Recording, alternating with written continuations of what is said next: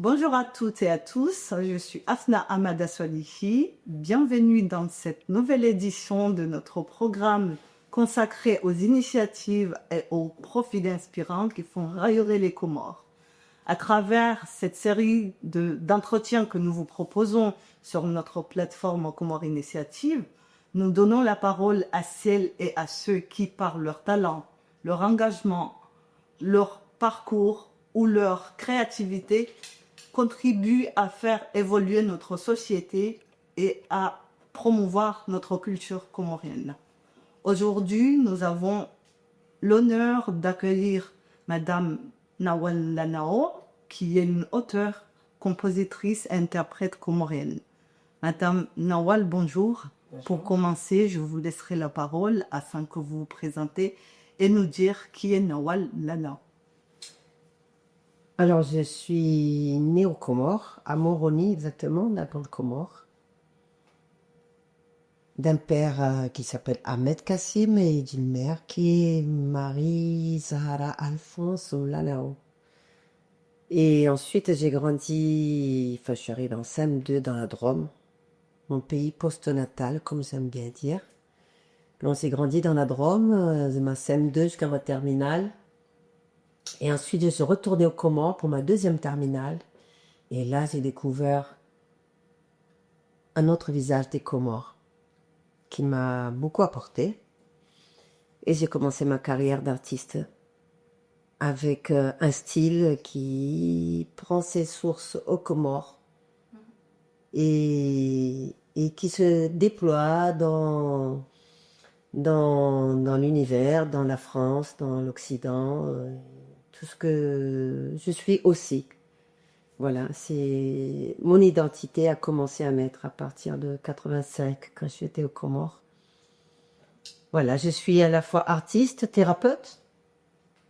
Je soigne aussi bien des personnes qui ont des cancers, en soins palliatifs dans les hôpitaux, ou des gens comme vous et moi. On a tous plein de bobos, plein de tristesse et comment dire, de traumas plus ou moins importantes. Et j'ai envie de dire que la vie m'a donné une voix qui fait du bien. Et merci le public qui me l'a renvoyé. Aujourd'hui, je peux être à la fois soignante, aidante et artiste.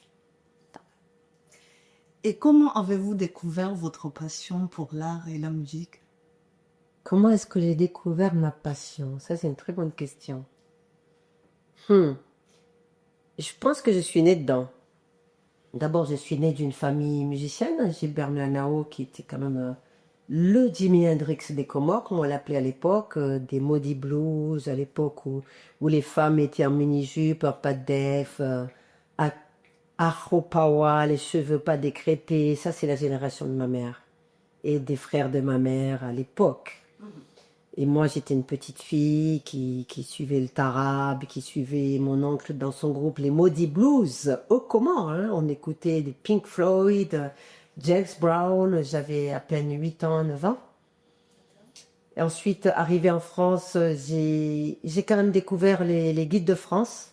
Donc, j'étais scout, les guides de France. On nous appelait les unités soleil, parce que nous, on n'allait pas à l'église. Mais voilà, on a pu être formés avoir le BAFA, pouvoir sortir un petit peu de notre banlieue, parce que j'ai grandi dans la banlieue de Valence-les-Hauts, là dans la banlieue de Valence, où les garçons avaient l'opportunité de jouer au football, etc., au lieu d'aller en prison. Je caricature. Et ben, les filles, souvent, elles étaient témoins de Jéhovah ou elles se suicidaient, ou sinon, on a eu les guides de France qui nous ont amené autre chose. Et j'ai eu la chance de découvrir les guides de France, de découvrir la chanson, de découvrir la chanson à texte, la chanson qui parle de Dylan à Bob Marley, à Barbara, à Brassens, à Bouchirabi, qui est mon cousin aussi, mais que je ne maîtrisais pas tout ce qu'il disait à l'époque. Et voilà, à Boule, un peu toutes ces chansons à texte. Et je me suis dit, en fait, c'est chouette, en fait, je vais faire psycho, et finalement, je peux chanter, je peux toucher un plus grand nombre en faisant plaisir. Et je me suis intéressée à ce métier parce que c'était l'occasion de défendre mes valeurs. Voilà, j'ai commencé comme ça. Et qu'est-ce qui vous inspire plus dans votre milieu artistique? Qu'est-ce qui m'inspire dans mon milieu artistique? J'avais dire l'inspiration. Ce qui m'inspire, c'est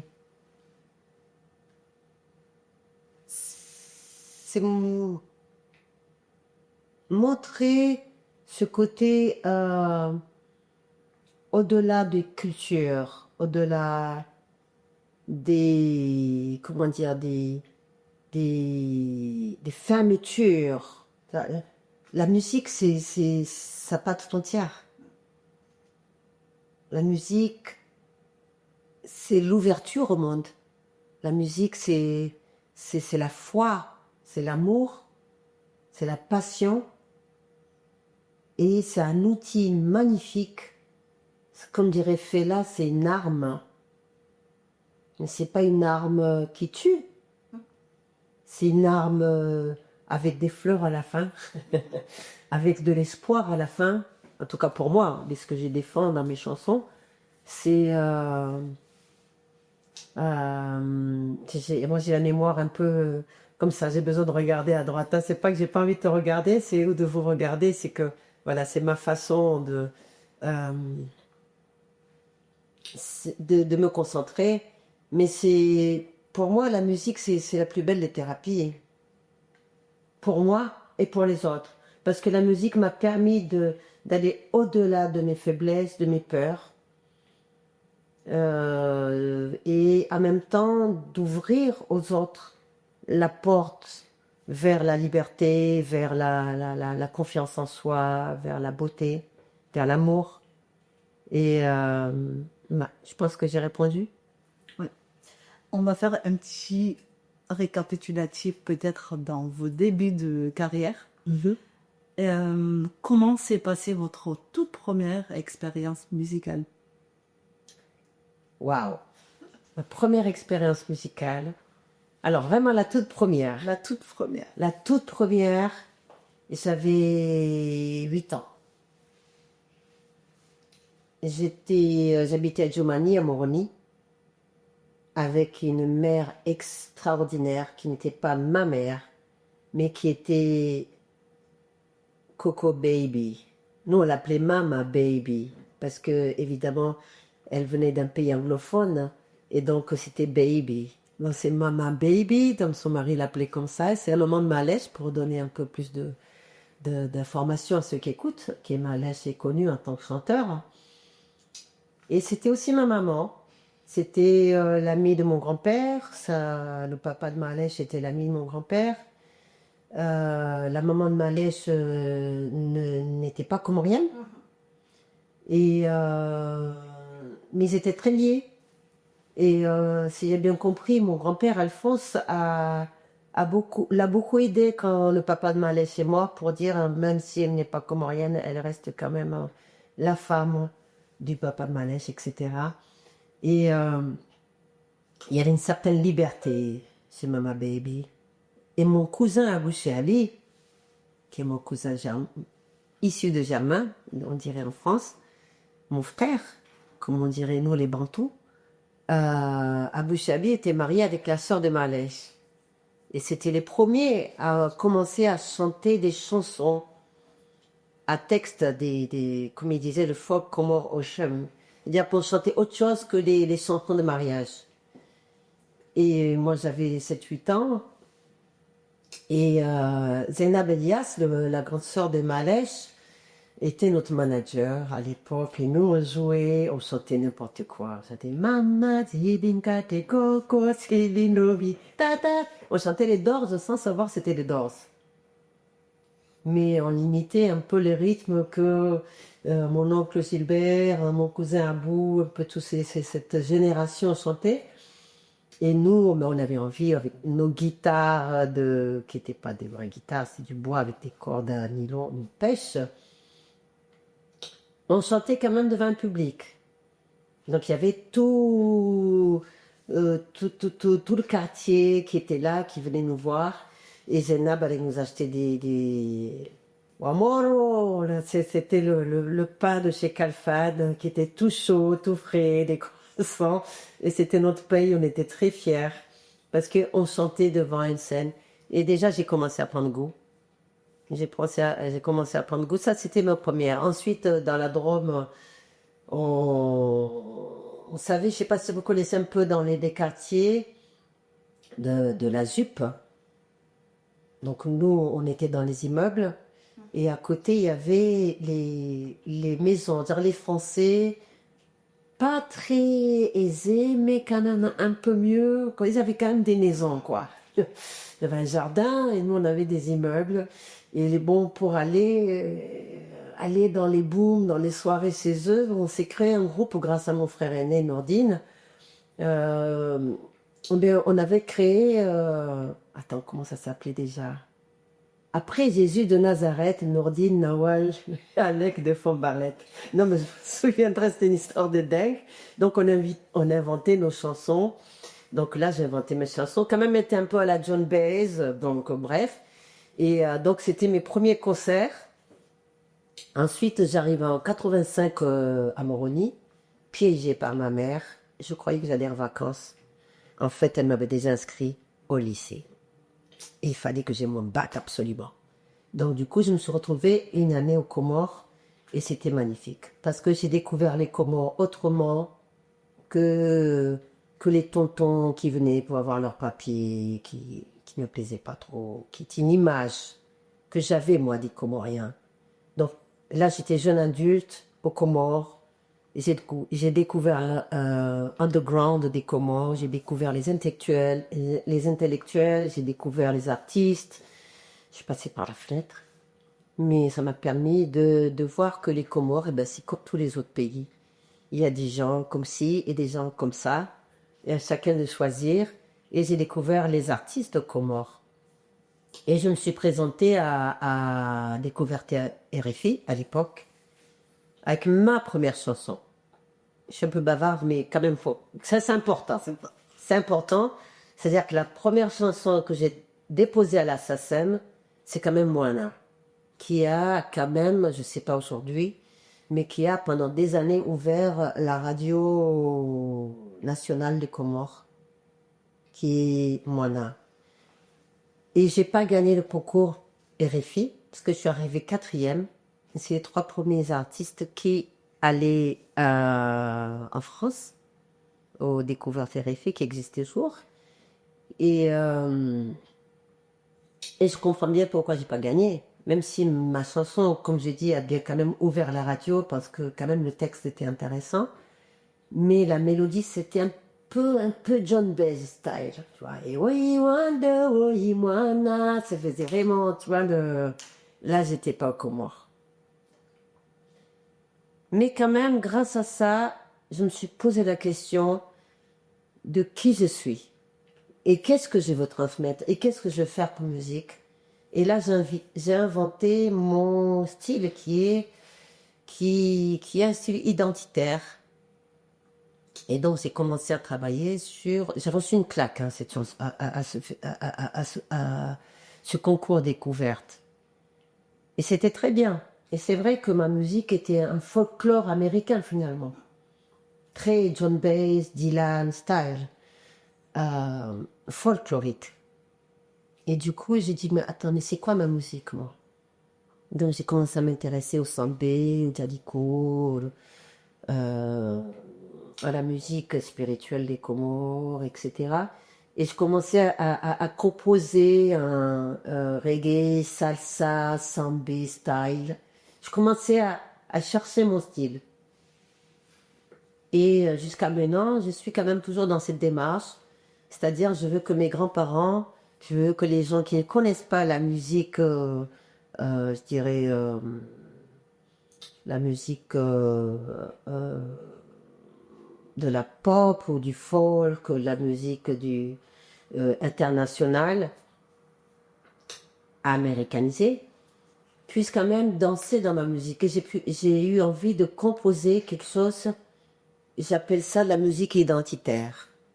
Donc là, j'ai commencé à, je dirais 4-5 ans après, à composer mes chansons avec un pied bien ancré aux Comores, je dirais même dans l'océan Indien. Il y a un autre qui vagabonde un peu partout. Et en tant qu'artiste comorienne, quels sont les grands défis que vous avez rencontrés ou que vous rencontrez dans votre processus Waouh! artistique? Mais d'abord, je suis la première femme comorienne à jouer d'un instrument public. Donc là, j'ai reçu des coups. Mon oncle m'a cogné bien. À un point, il m'a tellement tapé que je ne suis même pas allée au concert, tellement il m'a tellement tapé, quoi. Ça, c'était la première chose. Mais je suis une guerrière, je ne lâche pas l'affaire.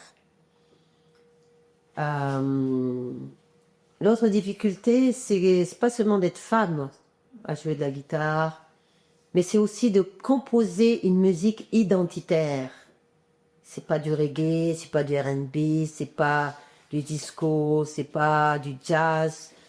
Mais c'est quoi cette musique? Alors du coup, ma communauté comorienne ne me suit pas. Ma communauté française ne me suit pas non plus à 100%.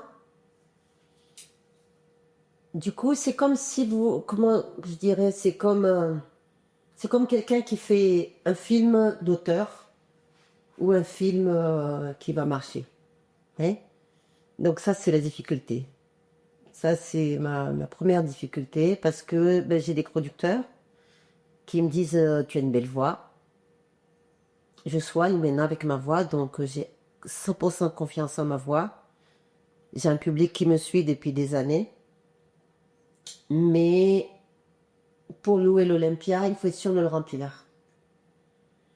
Et pour les remplir, les gens qui ont les sous pour le remplir, ils disent mais il faudrait au moins que votre communauté vous suive. Mais ma communauté préfère le Airbnb et les tin-tin-tin. Et moi, je suis pas dedans. Ça, c'est pas facile. C'est pas facile. Mais encore une fois, je suis une guerrière, je suis mon chemin. La liberté, ça se paye. J'ai choisi ma liberté. La difficulté, c'est aussi d'être femme dans un métier d'homme, dans un métier où si tu fais pas le bling, si tu couches pas, si t'es pas marié avec ton producteur ou ton manager, c'est plus difficile. Mais j'ai choisi la liberté, j'ai choisi l'intégrité. Et puis je viens d'un pays, donc pour moi c'est politique aussi. Je pourrais chanter en français, je pourrais chanter en anglais, je pourrais chanter du disco, du funk ou du reggae. J'ai choisi de chanter en comorien parce que ça serait dommage que tout le monde parle français, chinois ou anglais ou arabe, je sais pas si... Ce n'est pas pour me justifier, c'est pour dire que finalement je suis bien fière d'avoir choisi mon chemin, malgré tout. Mais que voilà, c'est difficile quand il n'y a pas un public. Parce que dans l'imaginaire des producteurs, ils se disent ah les Rastas, donc les Rastas vont la suivre. Ah elle fait de la chanson française, donc ceux qui comprennent la langue vont la suivre. J'ai dit mais alors Benawad, ils sont les Comoriens. Je me rappellerai toujours mon producteur mon dernier producteur qui était Milan Musique, qui a tout vendu chez Sodi maintenant.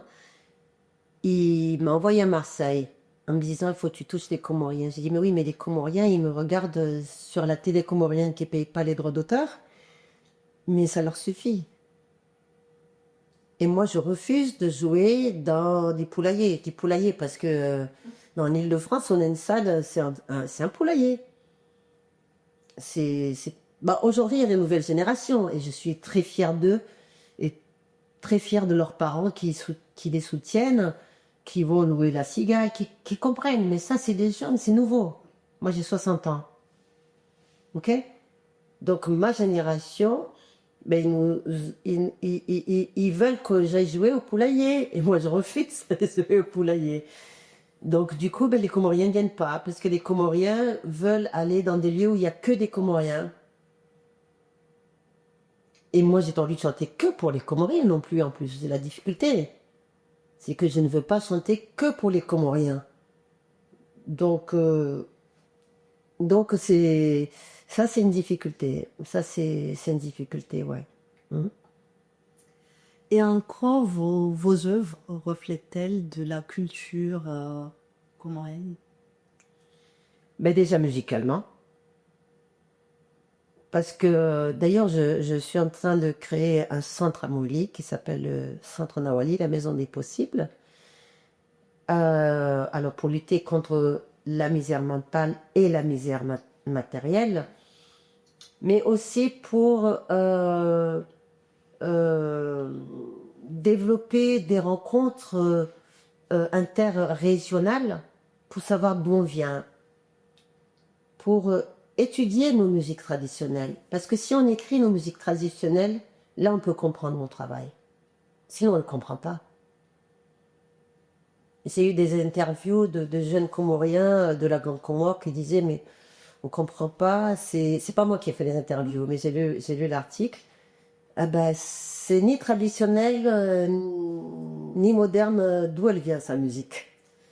Mais en fait, si tu analyses ce que je fais, eh ben, même si j'utilise le sigoma ou le sambé par exemple, mais je le retravaille autrement. Donc tu ne reconnais pas tout de suite. Sauf si tu connais la musique traditionnelle des Comores, là tu peux comprendre le travail que j'ai fait. Sinon tu comprends pas.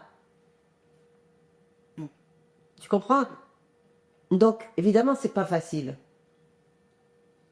Mais dans le groove, dans ma voix, dans ma musique, je peux toucher. Si j'ai pu gagner des prix comme dans mon album Aman, que le New York Times a dit que c'était l'un des meilleurs albums musique du monde de l'année.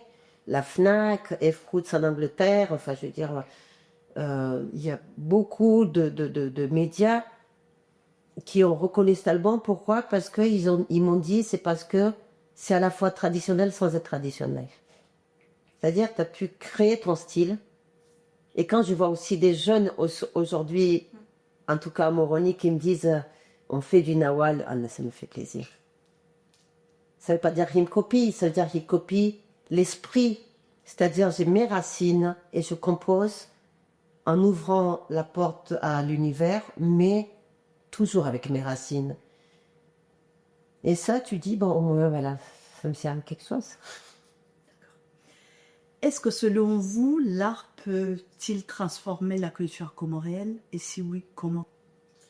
Est-ce que l'art peut transformer la culture comorienne? Mais bien sûr. Parce que l'art évolue. Et une tradition qui... J'ai bien entendu que vous avez parlé de culture, mais moi j'ai dit tradition, parce que pour moi ça va un peu avec, ok? Mais une tradition qui n'évolue pas, elle meurt. Donc oui, l'art peut faire évoluer, parce que l'art se permet des libertés.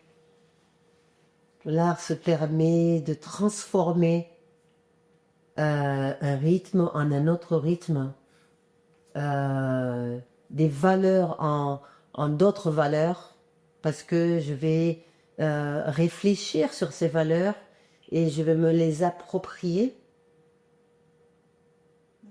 Et donc je vais les rendre modernes, mais sans les perdre. Donc oui, d'ailleurs je ne sais pas qui c'est qui disait qu'un pays sans culture, c'est un pays qui meurt. Mm. Et quel message souhaitez-vous transmettre à travers vos créations? Quel message? Ah, vous les journalistes, des fois, vous me posez des questions. Que je dois répondre là comme ça. Quel message? Liberté, fierté, ouais, dignité et ouverture. Les messages, c'est que Ben, nous avons des belles musiques. Encore une fois, on n'est pas obligé de tous faire la même musique. Les Américains sont malins. Regardez, même si ils ont copié, ils ont été en Afrique s'inspirer pour faire le rap, aujourd'hui tout le monde fait du rap et c'est américain. Ok? Moi aujourd'hui je donne des cours de, c'est pas moi qui les donne, mais j'organise des cours de sambé. Pourquoi est-ce qu'on n'apprendrait pas le sambé? Pourquoi on apprend la salsa? Pourquoi on n'apprend pas le gamboussi? Pourquoi est-ce que nos rythmes, on ne peut pas les mettre en valeur? Alors si nous, les artistes, on ne les met pas en valeur, mais qui va les mettre en valeur? Vous voyez ce que je veux dire? Donc, attends, j'ai perdu ta question. Tu peux me la reposer? Le message que vous souhaitez transmettre à travers vos créations. Mon message, c'est que on peut grandir. On peut grandir avec... Ah oui, attends, j'ai une phrase de mon prochain album, c'est une chanson que j'ai repris, Shamsina Mwezi. Une chanson traditionnelle de Tanzanie qu'on s'est appropriée aux Comores en disant que c'était comorien. Et donc c'est l'histoire de la lune et du soleil qui disent c'est moi le plus beau. Alors j'ai transformé cette chanson, j'ai changé les paroles et j'ai traité le thème du conflit de génération. Et je dis aux jeunes, regardez dans le passé, il y a peut-être des belles choses à prendre. Il n'y a peut-être pas tout à prendre, mais il y a peut-être des belles choses. Et aux anciens, j'ai dit, mais nous, on a le droit aussi d'avoir des nouvelles choses. Ne soyez pas vexés, ne soyez pas en colère si on a de nouvelles idées qui ne ressemblent pas aux vôtres. Parce qu'un arbre sans racines, il meurt. Mais sans les nouvelles pluies, il n'y a pas de nouveaux fruits. Donc on a bien besoin des deux.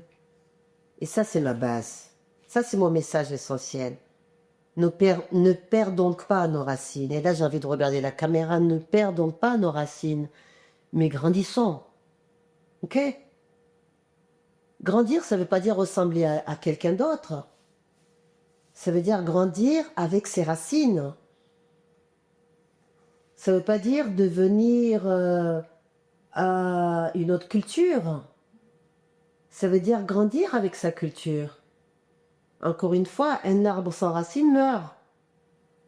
Mais s'il n'y avait pas de nouvelles pluies, il n'y aurait pas de nouvelles fleurs, il n'y aurait pas de nouveaux fruits. Donc on a bien besoin des deux. Sinon, on meurt ou... Attendez, mais regardez le... Ok, d'accord, tout le monde va me dire, Nawal revient sur le grand mariage. C'est pas pour parler du grand mariage, mais c'est quoi? De devenir un sultan? Alors, c'est quoi le grand mariage? Vous allez voir dans le prochain album, j'ai une nouvelle tenue qui a été réfléchie, de look, qui a été réfléchie avec une styliste comorienne de Paris. Et on a travaillé ensemble. Et c'est à la fois la tenue des hommes, parce que mon prochain album, c'est Afro-Jazz Tarab. Donc, je me suis dit, j'ai envie de mettre en valeur le Tarab. C'est la musique de mon enfance. Mais j'ai pas envie de faire un Tarab classique, sinon je vois pas l'intérêt. Mais du coup, j'ai dit, ah, mais c'est intéressant. Il y a la canne. C'est l'homme qui va danser avec sa canne. Mais c'est quoi la canne? Alors j'ai fait des recherches. Au niveau international, la canne, c'est signe de pouvoir. C'est signe de noblesse. Alors moi, en tant que femme, j'ai pris la canne. Et j'ai dit à toutes les femmes, vous avez le droit de prendre la canne. Ok? Je peux mettre en valeur musicalement en tant qu'artiste le tarab comme étant une musique comme le raï, comme je sais plus comment ça s'appelle, le sabar que Youssou a fait, mais nous on a le tarab. On peut aller au-delà de nos frontières avec le tarab parce que même si c'est pas une musique traditionnelle comorienne, mais je suis désolée, nous on est des îles, nous on est métissés de partout. Mais on a notre tarab. C'est pas le tarab égyptien, c'est pas Kalfoum. Mais c'est notre tarab inspiré de Zanzibar, inspiré du Bantou. Donc on a quand même notre tarab. Et donc, mais alors ce qui est terrible, c'est qu'on a le look qui va au tarab. On a quoi? On a un habit qui est en fait l'habit de sultan arabe.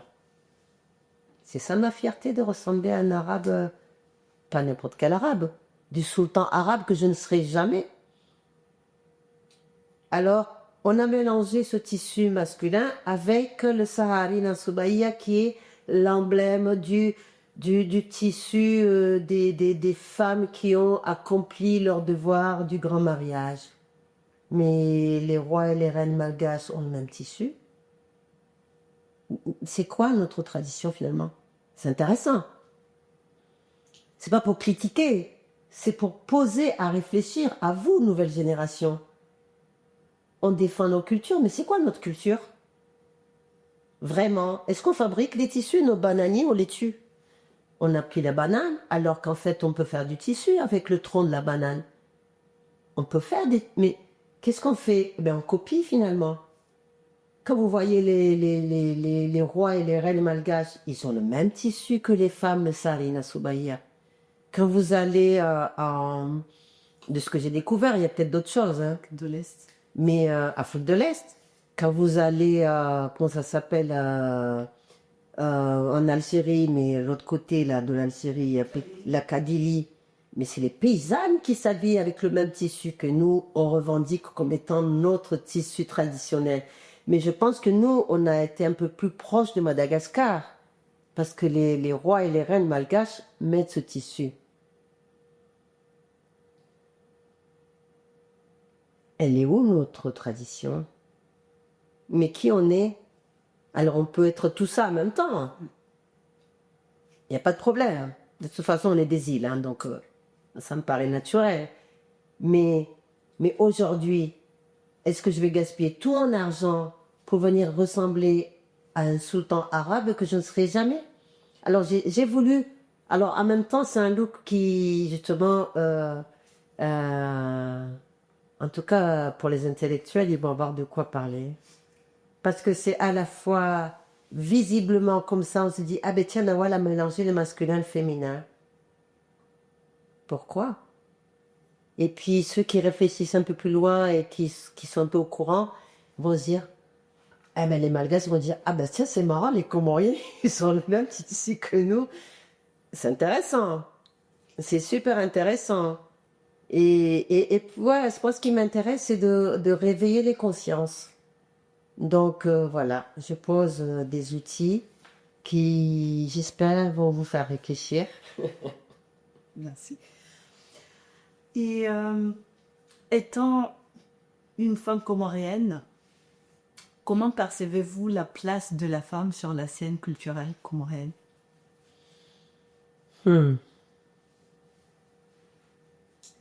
Il y a beaucoup d'évolution quand même. Donc il faut reconnaître. Il faut reconnaître que même si on est des Bantous, on n'est pas matriarcal. On est quand même matrilinéaire. Et la femme a un semblant de pouvoir, mais qui était quand même bien bafouillé. Et là aujourd'hui, on a des chefs d'entreprise femmes, on a des artistes femmes, on a des politiciennes, donc femmes, puisque c'est des politiciennes. Bon, ta question, c'était par rapport à la scène culturelle. Mais j'aimerais bien qu'il y ait un peu plus de... Mais ça, c'est la frustration. Et j'aimerais qu'il y ait une musique qui légèrement, ne serait-ce que légèrement, fait penser un peu aux Comores. Voilà, j'ai un peu la nostalgie pour ça. J'aimerais, alors il y a beaucoup de femmes qui sont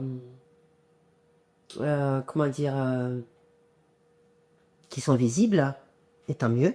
Et je suis très contente de voir qu'il y a de plus en plus de femmes qui chantent, qui prennent l'art, qui dessinent, parce que s'il n'y a pas que la musique, qui créent d'une façon ou d'une autre.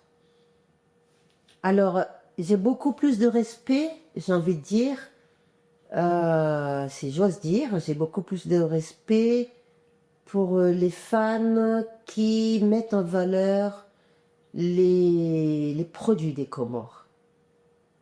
les, j'ai envie de dire euh, ceux qui font des jus comoriens, ceux qui font des créations qui ont un lien avec les Comores. Même si le packaging est différent, il faut bien vendre et tant mieux. Ouais. J'ai beaucoup plus de respect pour les femmes qui identitaires, voilà, qui ont quelque chose.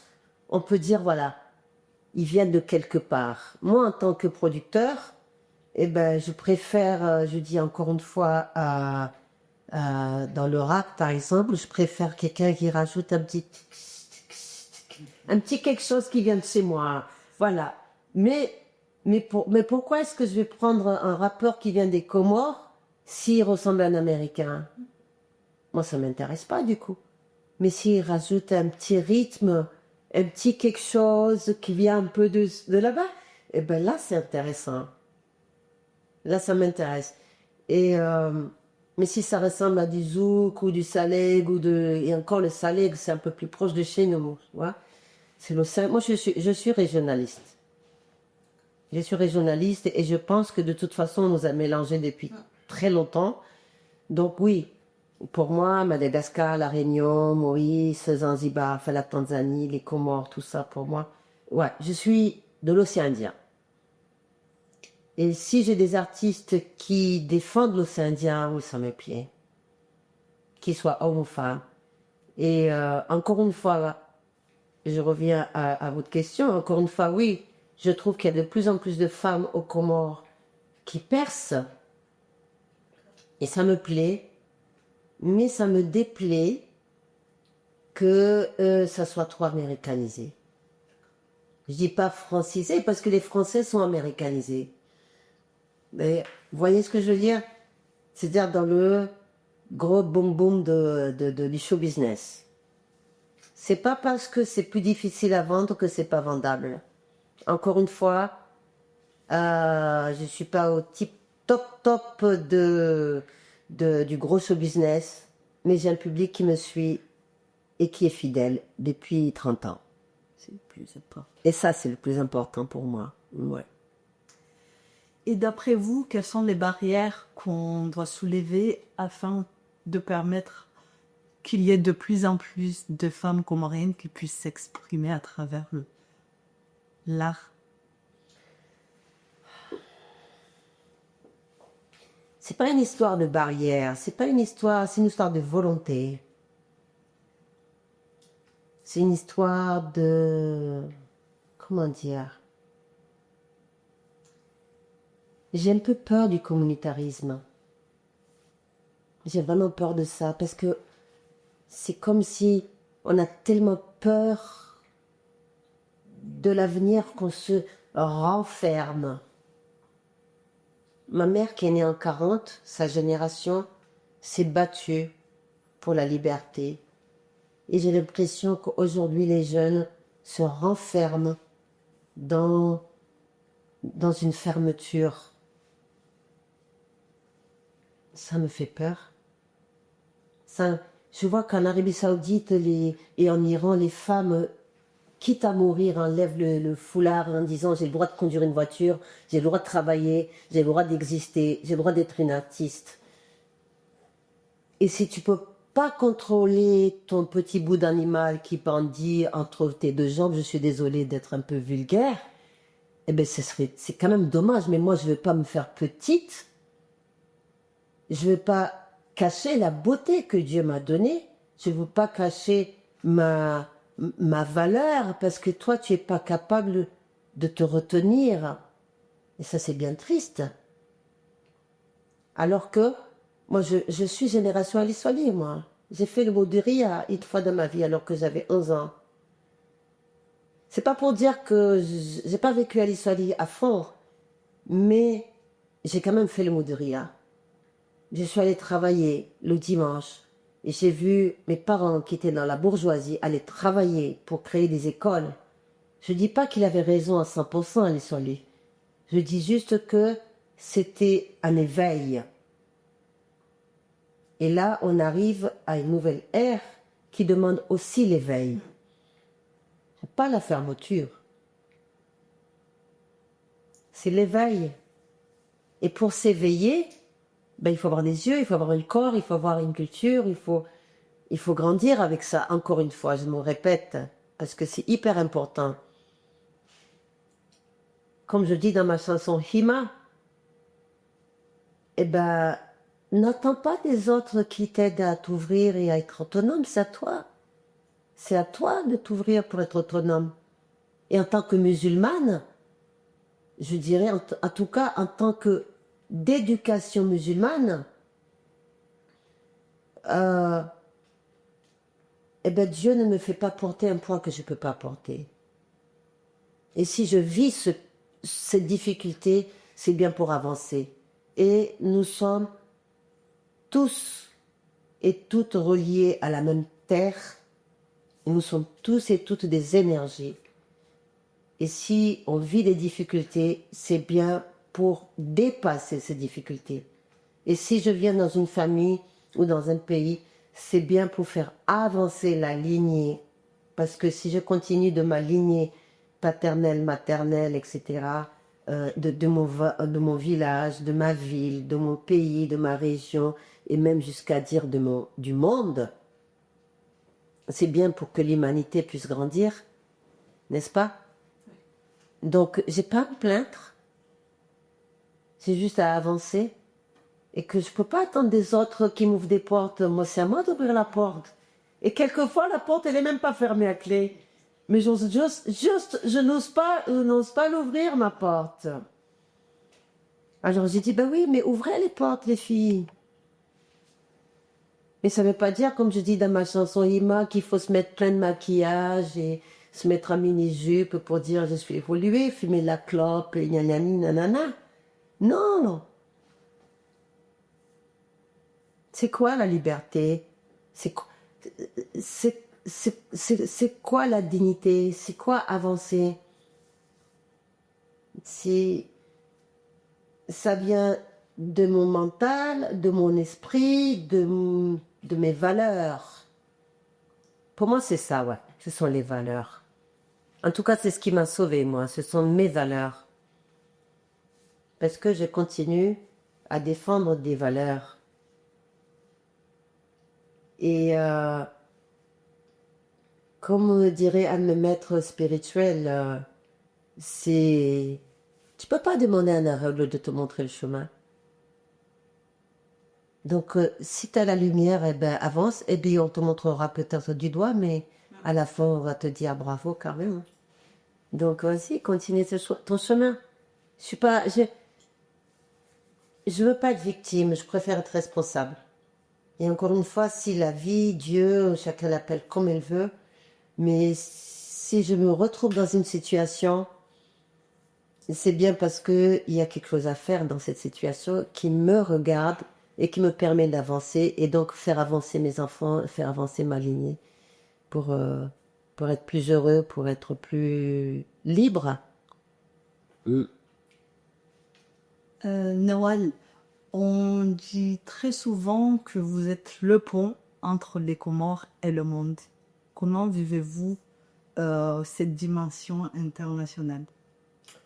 Ben, c'est tout à fait ça. Hein. D'ailleurs, c'est ce que je dis depuis tout à l'heure, non? Bien sûr. Mon pays, c'est la terre. Mais ma famille, c'est les Comores, même au-delà de ça. Ma famille, c'est l'océan Indien. Donc, oui, je suis le pont entre les deux. Oui, merci la vie de m'avoir permis d'exister et de montrer que c'est possible que on peut être un pont, on n'est pas obligé d'être d'un côté ou de l'autre. On n'est pas obligé de vivre la déchirure. On peut être entre les deux. Sans compter que mon grand-père s'appelait Alphonse et mon arrière-grand-mère s'appelait Coco Madame. Parce que c'était Marie-Yvonne Elisabeth Grondin. Et ça, j'aime bien le tia parce que les Rayonnais, la bande Comore, ils sont fait racistes avec les Comores. Et moi, j'adore leur dire, en fait, mon arrière-grand-mère, c'était une Grondin quand même, mon Arignon. Donc le métissage, il existe depuis tellement longtemps. Et j'ai grandi à Valence, dans la Drôme. Et je suis née aux Comores. Et je remercie la vie d'avoir su prendre des deux côtés. Bah oui, parce que sinon, j'aurais été très mal, comme beaucoup, qui ne savent plus qui ils sont parce qu'ils sont déchirés entre je suis comorien, je suis malien, je suis sénégalais, je suis algérien, tunisien, et en même temps, je suis française. Mais moi, je suis les deux. Je suis les deux et en fait, ben, je prends des deux, je prends ce qui me plaît des deux côtés, c'est tout. Je renie ni d'un côté ni de l'autre. Je prends mon côté français avec fierté, ce qui me plaît de la France. Et je prends ce qui me plaît des Comores. Et je crée mon identité avec ça. Alhamdulillah. Et selon vous, quel est le rôle de la diaspora dans la culture comorienne? Aïe, aïe, aïe. Aïe, aïe, aïe. Je vais essayer de pas être méchante, là. Non, mais si j'étais méchante, je dirais que c'est les nouveaux colons. Mais je veux pas être méchante. C'est pas facile. C'est pas facile pour eux. Parce qu'on leur demande tellement. Et eux n'ont pas le courage de dire non. C'est une question très délicate parce que j'ai pas. Il me faudrait un mois de discussion. C'est très délicat parce que j'ai pas envie de juger, j'ai pas envie de culpabiliser, mais je dis quand même qu'on est responsable. On est responsable. On est responsable parce que on part d'un pays avec une mentalité, un état d'esprit. On va dans un autre pays et on nous dit que l'être humain évolue. Mais nous, on a gardé la même mentalité parce qu'on ne veut pas perdre quand même. Donc on reste avec la même mentalité. Après, on rentre au pays et on ramène les vieilles histoires que les autres, même... Les autres, ils se disent, mais attendez, lui vient de France, peut-être qu'il a raison, finalement, nous, on est en train d'évoluer, mais peut-être qu'on se trompe. Quand je dis évoluer, ça veut dire grandir, je ne dis pas se transformer. Qu'on commence à penser autrement. Mais après, quand on voit ceux qui viennent de France, grâce à eux, on mange. Grâce à eux, on vit. À cause d'eux, on ne travaille plus. À cause d'eux, on ne veut plus cultiver. On attend l'adresse. Vous savez, j'étais à Marseille une fois, je suis allée chez cette femme.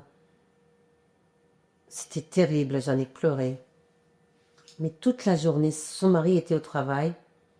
Et moi, je suis allée là-bas parce que j'avais un ami qui était l'ami de son mari. Et toute la journée, les amis de son mari venaient et elle passait son temps à cuisiner pour faire manger tout le monde. Parce que c'est comme ça, il faut accueillir les amis. Donc, elle est restée dans cette mentalité du pays. Mais cette mentalité qui tue aussi. Et j'avais une amie américaine qui était là, elle a mangé le madaba, elle a dit c'est bon, elle était là. Oh, mon Dieu, elle a aimé le madaba. J'ai dit mais pourquoi elle n'aimerait pas le madaba? Et puis à un moment donné, je lui ai dit mais alors, pourquoi tu es là, tu es sans papier, tu vis comme un rat enfermé là-dedans? Mais pourquoi? Est-ce que tu mourrais de faim?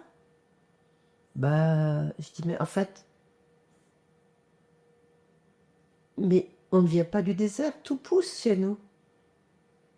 Mais pourquoi vous n'allez pas cultiver? Enfin, comment on peut mourir de faim? Comment? Je ne comprends pas. Ok, on pourrait avoir plus, on pourrait avoir l'électricité, on pourrait avoir mieux, une meilleure éducation, on pourrait avoir un hôpital qui ressemble à un hôpital. Il y a plein de choses qui font qu'on a envie de migrer pour mieux. Ok. Mais on ne peut pas dire qu'on meurt de faim. Je dis, mais pourquoi vous cultivez pas? Qu'est-ce que vous faites? Il dit, on attend l'adresse. Ah, j'ai pas compris, c'est quoi? Ben, parce que tonton est parti ou tati est parti, donc on attend. Ah, c'est un peu froid, donc du coup, j'ai tendance des fois à faire comme ça, mais voilà. Et donc, elle me dit, c'est parce qu'on attend l'adresse. Mais ça, c'était très fort, je dis, c'est-à-dire. Je dis, mais oui, mais pourquoi les cultiver? Puisque, eh ben, la diaspora nous envoie un petit 20 000 de temps en temps pour aller faire l'appel au mariage, pour aller acheter le riz. Alors on cultive même plus le riz, on cultivait du riz aux Comores. Mais non, on ne cultive plus rien. On attend que ça tombe du ciel. On attend que ça vienne de... Mais c'est encore la diaspora qui envoie. On fait des mariages à 40, 50, 100 000 euros, alors qu'on ne gagne même pas 10 000 euros par mois. Mais ça, c'est la diaspora encore. Alors, je suis désolée, moi j'ai dit c'est le nouveau colon. Parce que moi j'arrive, c'est grâce à moi que tu vis, tu vois. Alors, s'il te plaît. Donc, alors, jusque quand j'ai besoin de temps... Attends, moi je suis thérapeute, je comprends. On a tous plus ou moins besoin de gratitude, de besoin de dire, allez, bien, tu vois. Et notre éducation, M. Nzama, Zidem Alamadi, M. Shonga, il fallait au pire que ça, tu vois. Non, notre éducation si je parlais de l'islam, est dans le premier et le deuxième nafs. Ils blâment, ils culpabilisent. Il n'y a pas que nous, hein, évidemment, il n'y a pas... malheureusement, il n'y a pas que les Comoriens qui sont comme ça, malheureusement. C'est une certaine façon d'éduquer qui ne rend pas fier.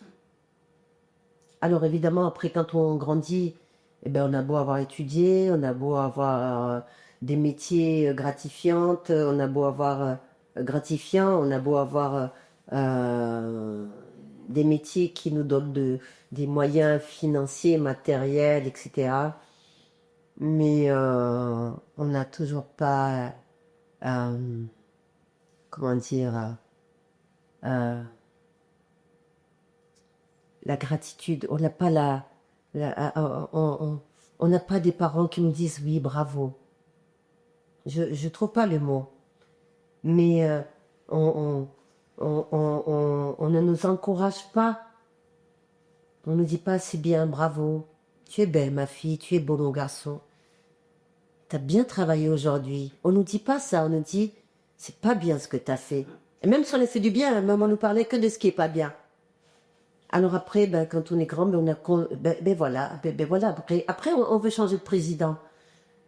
Mais on a les mêmes frustrés. On a les mêmes qui ont besoin de prouver qu'ils sont quelqu'un. Parce que l'éducation ne leur a pas permis de retrouver cette valeur-là. Alors après, bon, on peut toujours changer de président, hein, mais si on ne change pas de système, on aura tout le temps les mêmes problèmes. On aura des frustrés, des gens qui ont besoin de prouver qu'ils sont quelqu'un, à un point de vendre leur pays, à un point de se vendre eux-mêmes, quoi. Parce que c'est moi. Jusqu'à vendre leur âme. Et là, oui, et là, je peux être en colère contre la diaspora.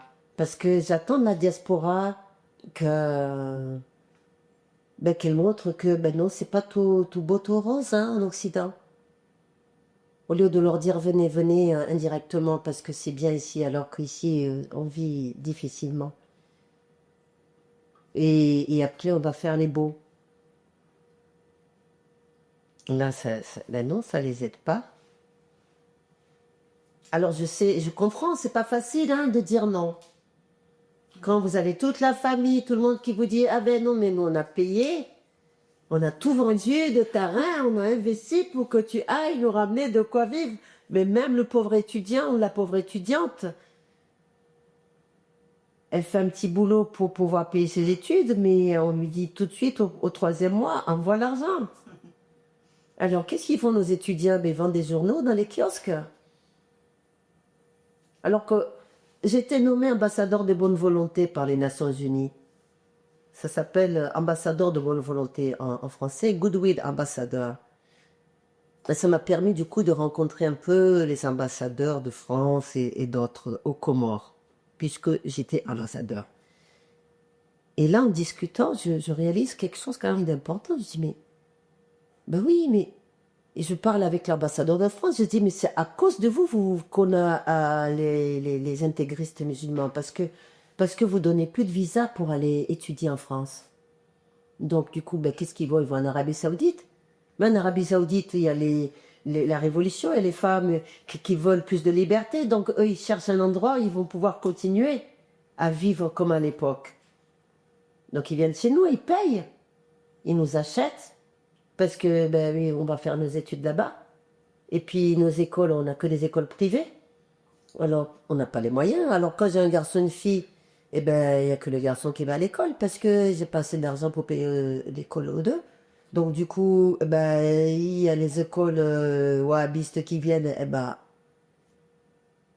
eux, ils nous demandent moins d'argent, mais ils nous demandent de nous habiller d'une certaine façon. Et il y a ceux et celles qui jouent le jeu, qui font ce qu'ils veulent après, mais après, au bout des moments, on est récupéré. Donc, on revient en arrière. Alors, je disais à l'ambassadeur de France à l'époque, je me suis dit, c'est votre faute. Il a dit, mais nous, c'est pas qu'on veut pas donner les visas, c'est que le problème, c'est qu'ils vont étudier pour normalement revenir dans leur pays, mais ils reviennent jamais. Mais pourquoi ils reviennent pas? Mais c'est parce que la famille est derrière en disant, on voit l'argent. On voit, parce que nous, on doit faire le grand mariage, on doit payer. Vous voyez bien, on paye, nous, pour dès qu'on vit, on paye. Dès qu'on est né, on paye. On paye pour la naissance, on paye pour la mort, on paye pour les mariages, on paye. Et plus on paye, et plus on est reconnu. Donc, du coup, on veut être reconnu. On descend l'esclavage, on descend de tout. Enfin, ça vient de loin. Hein. Enfin, là, je parle comme ça, mais je plaisantais tout à l'heure, mais c'est vrai, ce sont des sujets de discussion qui demandent des mois et des mois de discussion. Parce que moi, c'est des mots qui viennent à l'instant, mais ça vaut le coup d'aller fouiner encore plus loin et de discuter encore plus là-dessus pour aller chercher. C'est comme la médecine occidentale. On dit j'ai mal là, eh ben, ils regardent, ils voient rien, eh ben, ils coupent. La médecine chinoise, elle va dire, eh ben, peut-être que ça vient de là ou ça vient de là. Donc on va aller chercher de façon holistique. Mais il est où le pu? Il est où le problème vraiment? Tu peux pas dire, même je dis la diaspora, je suis en colère, mais je peux pas dire que c'est la faute à la diaspora à 100%. Chacun fait ce qu'il peut. Tiens, c'est comme si je résumerai comme ça, c'est comme si ma tête c'est un ordinateur, ok? Donc j'ai des données. Je te parle en tant que thérapeute. J'ai des données et je fonctionne avec mes données. Et je ne peux pas t'en vouloir si tu fonctionnes avec tes données, parce que tu ne peux fonctionner qu'avec tes données. Je peux pas te juger. La seule chose que je peux faire, c'est moi-même me transformer et avancer avec mes données, avec mon intelligence, c'est-à-dire mes expériences. L'intelligence, c'est pas les diplômes. Hein. Il y a des gens qui n'ont jamais été à l'école qui sont bien plus intelligents que certains qui ont étudié. Être intelligent, c'est savoir s'en sortir. Ok? Donc, ce sont les expériences. Donc moi j'ai dit, agissons avec notre intelligence et notre cœur. Parce que mon cœur, c'est là où il y a la source divine. D'accord? C'est là où ça ne ment pas. Et mon intelligence, ce sont mes expériences. Alors, je vais pas... Si j'ai mis... Et comment dire, Shingazija, voilà, on va se nommer à femme de Kamratitsena, ok? Là où tu as mis la vache, là, elle est morte, mais tu vas pas... Et pourtant, il la remet quand même, hein. On dit la hisiti hindu. Ah non, on est gâté en proverbe, mais on les applique pas. On dit que ce qui est moins cher n'a pas de valeur. Mais on va chercher ce qui est moins cher. Regardez les pauvres kofias là. Maintenant, on a des kofias à 20 € des Chinois. Mais qui nous chauffent la tête, qui va nous créer des cancers de la tête bientôt parce que c'est du plastique. Mais c'est pas cher. La pauvre maman là qui coud royalement son kofia et qui fait main. eh ben, elle peut plus le vendre. Pourquoi je vais acheter un Kofia à 300 € alors que je peux en avoir un à 20 €? Mais si je réfléchissais, je verrais bien qu'en fait, celui à 20 €, je me chopais un cancer. Alors, il faut bien en avoir un au lieu d'en avoir 10. Peut-être qu'il faut réfléchir autrement dans le grand mariage. Je dis pas qu'il faut l'arrêter, mais peut-être qu'il vaut mieux avoir un ou deux Kofia à 300 € ou à 200 €. Ça me permet de perdurer une tradition, d'avoir du vrai coton, des valeurs, des choses qui tiennent, au lieu d'avoir 10 Kofia en plastique. Je ne sais pas si je réponds à ta question, hein, je suis bavarde, hein, mais moi-même je ne me suis pas des fois. Bon, nous allons conclure cet échange par une question et ma question serait la suivante. Si les Comores étaient une chanson, quel en serait le refrain? Waouh, ça j'ai apprécié ça. Si les Comores étaient une chanson.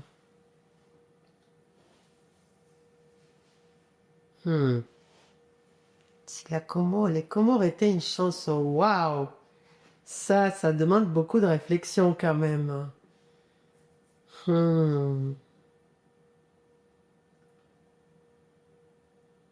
C'est trop facile. C'est trop facile, mais ce qui me vient là comme ça, c'est Ima wetirie fitoe gorini udafi ezahaki. Bon, ok, c'est la première chose qui me vient, mais ça c'est une de mes chansons, alors c'est trop facile.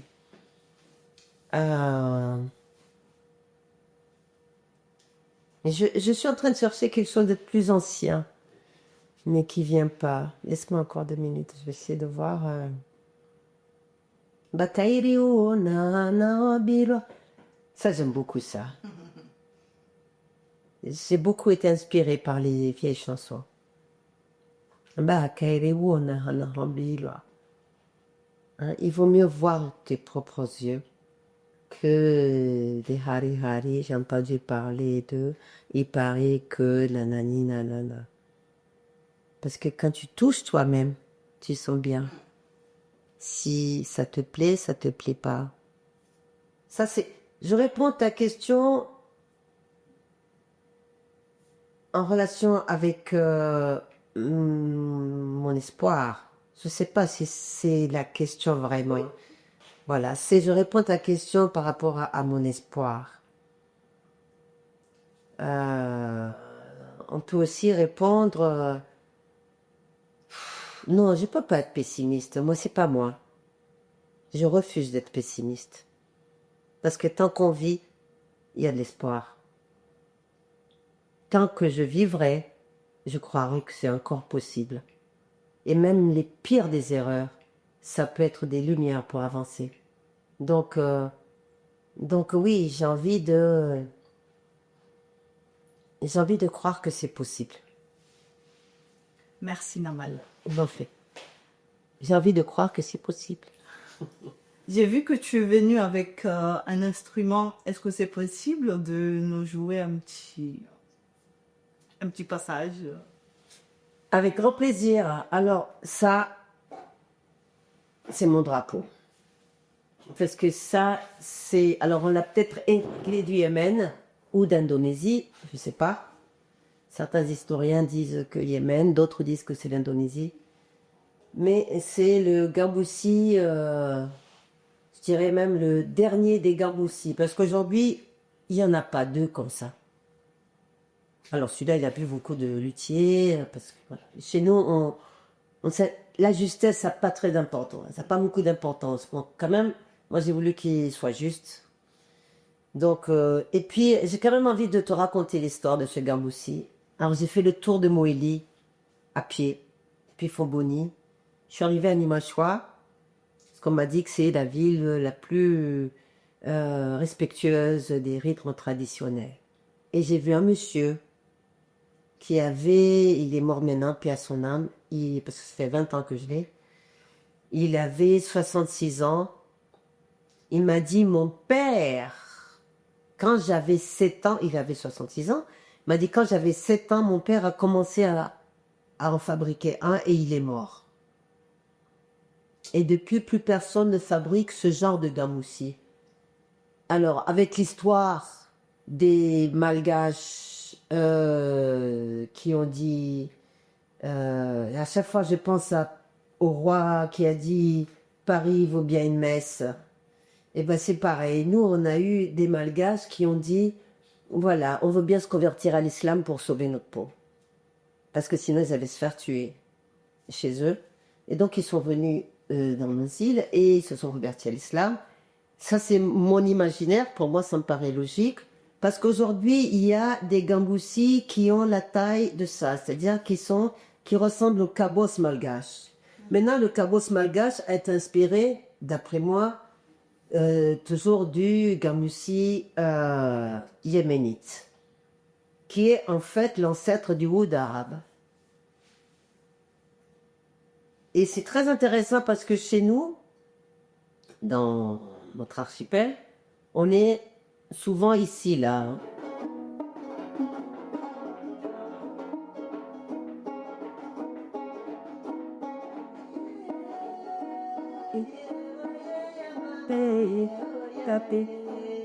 On est en ceci suite là, quoi. Et en fait, moi, j'ai dit, mais il est hyper riche cet instrument en fait. Parce qu'en effet, je peux avoir même aussi.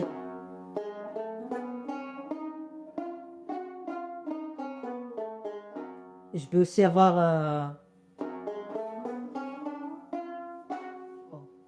arabisant.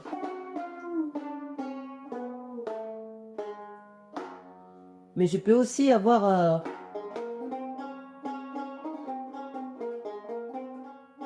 On est plus un peu en Éthiopie, un peu.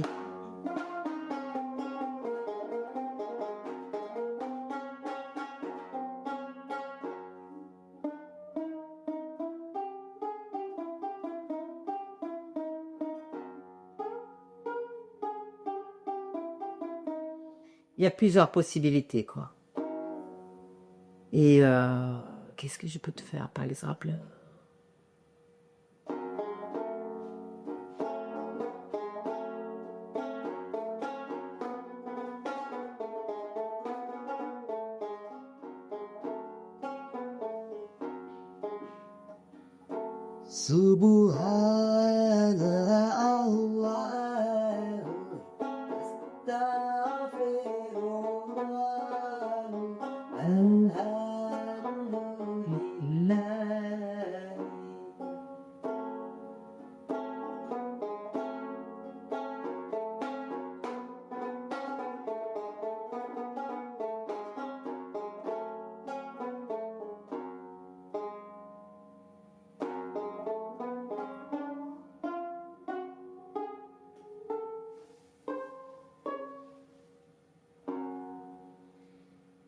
J'ai dû le faire voir à d'autres luthiers classiques, turcs, pour jusqu'à trouver. Parce que chez nous, on est toujours ici, quoi. À Ansois, on va être plus dans le côté arabisant. À Moélie, on va être plus dans.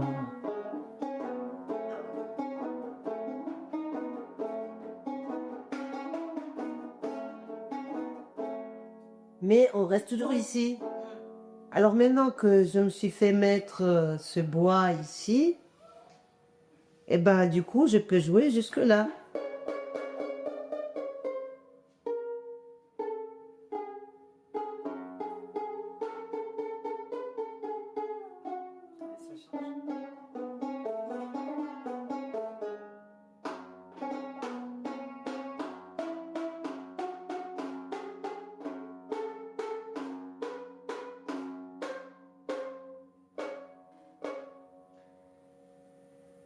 Du coup, ça devient un instrument un peu plus compliqué.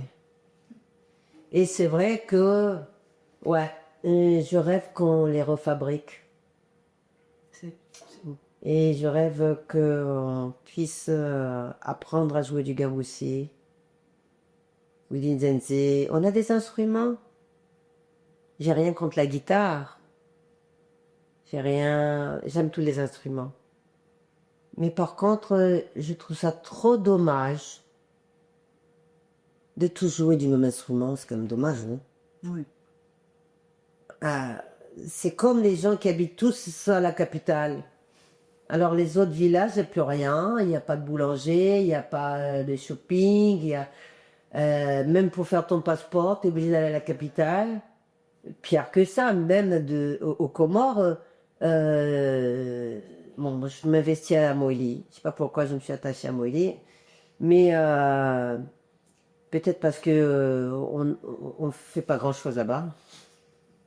Donc du coup, mon cœur a envie d'aller, voilà, mon côté un peu sauveuse là. Mais j'ai des cours qu'à Moïli, bah, pour faire son passeport ou son visa, tu es obligé d'aller à Moroni, mais si t'as pas les moyens, tu peux pas. Comme en France aussi, hein, si tu viens du fin fond de l'Ardèche ou du Larzac, c'est difficile, tu es obligé d'aller dans des grandes villes. Donc, c'est intéressant quand même de réfléchir un petit peu à ça, quoi, de pouvoir... parce que du coup, tout le monde s'entasse en un endroit, au lieu de développer les régions. Alors, vous allez avoir des régions qui sont désertes, parce que plus personne n'a envie d'y vivre, parce qu'il n'y a rien. Mais on va tous s'entasser à la capitale ou dans les grandes villes, et on va finir par se détester, parce qu'on est trop nombreux, et c'est pas possible, quoi. Et voilà. Donc, moi, Gambousi, j'espère qu'on va pouvoir un jour donner des cours de Nzenze, de Gambousi, de Ngoma, et qu'on va peut-être pouvoir après mélanger avec la batterie, la basse, le clavier, et créer quelque chose, mais développer nos instruments. C'est un bel instrument quand même, non? Oui, c'est joli. Ainsi prend fin notre édition et je vous donne rendez-vous pour les prochains épisodes. Merci Noël, merci, je vous remercie pour votre écoute. À très bientôt. N'oubliez pas de vous abonner, de partager, de commenter et de donner du pouce. Merci.